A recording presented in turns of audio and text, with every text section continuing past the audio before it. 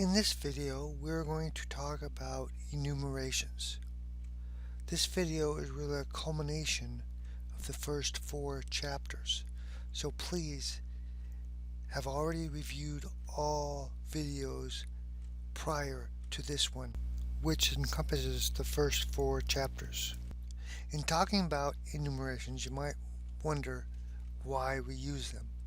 Be sure you read this section in Zybooks.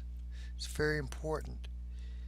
It discusses why we want to use enumerations, especially these last 3 paragraphs.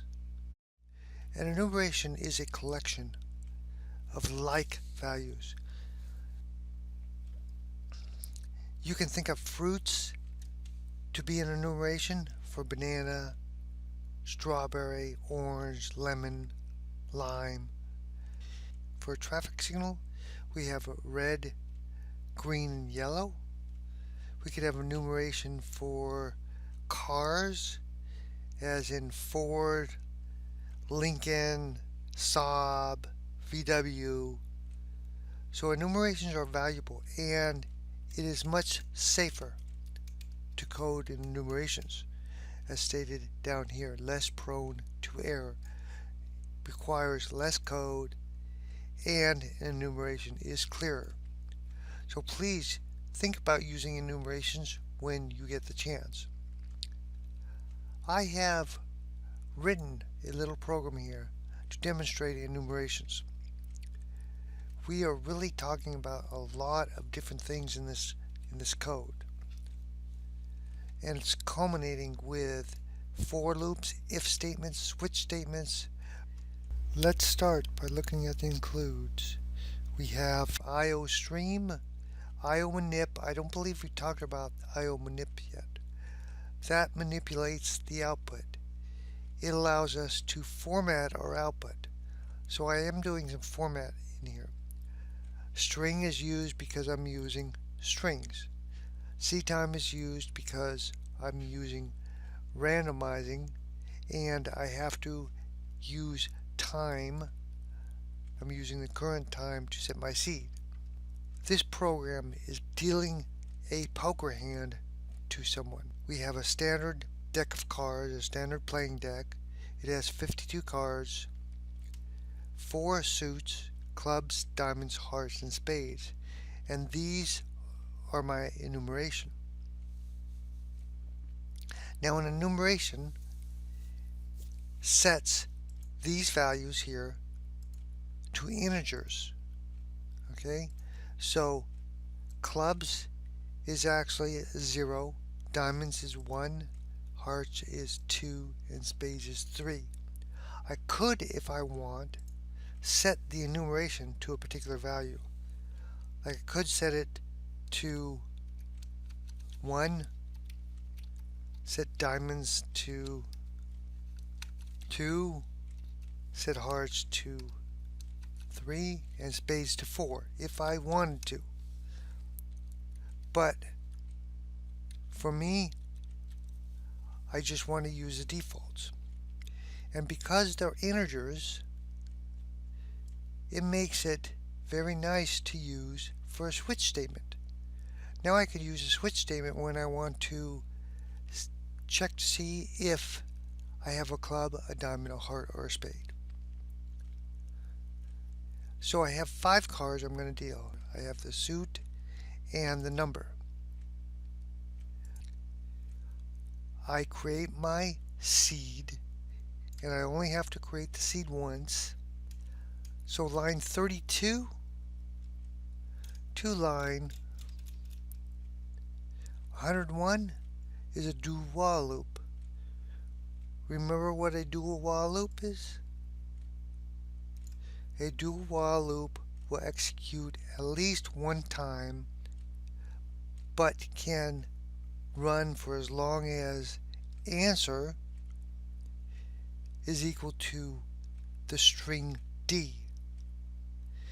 And I print out a little prompt here to the user, enter D for deal or Q to quit. quit. I read my answer, I compare the answer to D. Let's modify this a little.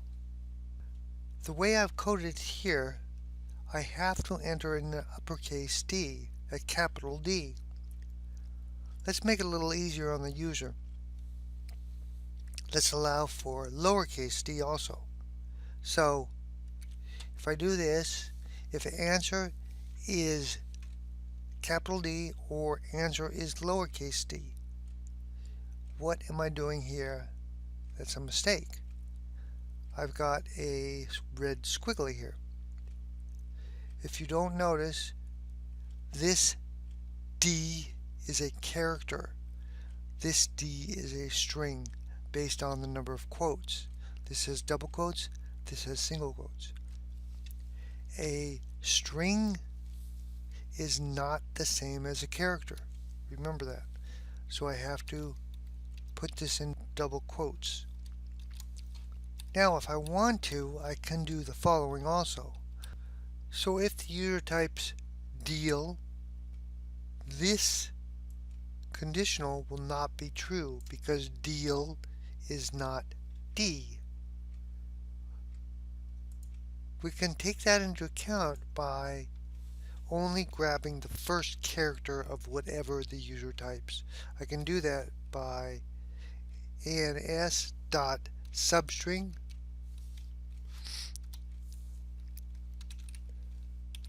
starting at location 0, take one character.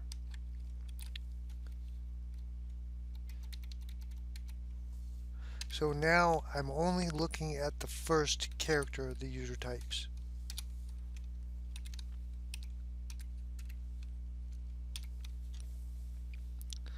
So this is the DoWhile loop. Now if we look closer in here, we have a for loop in here. We're going to generate a poker hand continually until the user doesn't want to. Poker hands have suites and numbers. Okay, I am setting a number from 1 to 13. Max num, see up here, it's 13. So I want to have a random number between 1 and 13. Therefore I add the 1 here because whenever you take a randomize and you mod it by some number, you're going to get a number between 0 and, in this case, max num minus 1. But I want it to go from 1 to max num, therefore I add the 1 back. The cout, we haven't seen this, I don't believe, before. This cout is saying that the immediately following output to the screen, put it in 5 characters. So in the case of ace, it'll put 2 blanks and then ACE. Now, I've generated my suit and I've generated my number. Now I want to print that out. So in my switch statement, I have my integer value based on the enumeration for clubs, diamonds, hearts, and spades. If it is clubs, now I want to account for the face cards in a deck. So I have ace, jack, queen, king. The way I've coded this, if the number is 1, it's going to be an ace. If the number is 11, it's jack, 12 is queen, and 13 is king.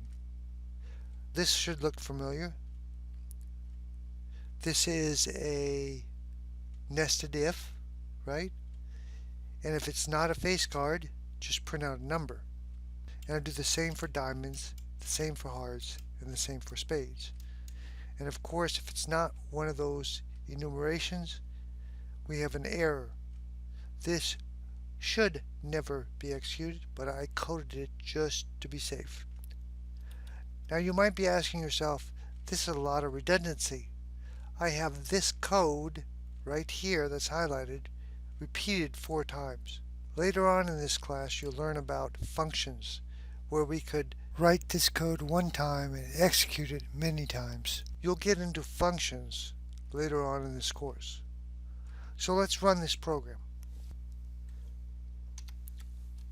My poker hand is 5 of diamonds, 8 of hearts, 3 of spades, 7 of hearts, 10 of hearts. Now if I enter in the first character, a D, I'm not getting very good poker hands. There got a king of hearts, an ace of hearts. Getting closer, almost have a flush. Ace spades, 6 diamonds, 4 diamonds, 7 of hearts, king of hearts. I don't know if you noticed, but there is a shortcoming to my code. In this case, look at this. The jack of spades came up twice. The shortcoming I have is that cards can be reused and redealt. Once a card has been used, in this case a jack of spades, I should disallow that card from ever being used again. If I was creating a program to simulate poker hands, I probably wouldn't do it this way. So that's it. Let's quit.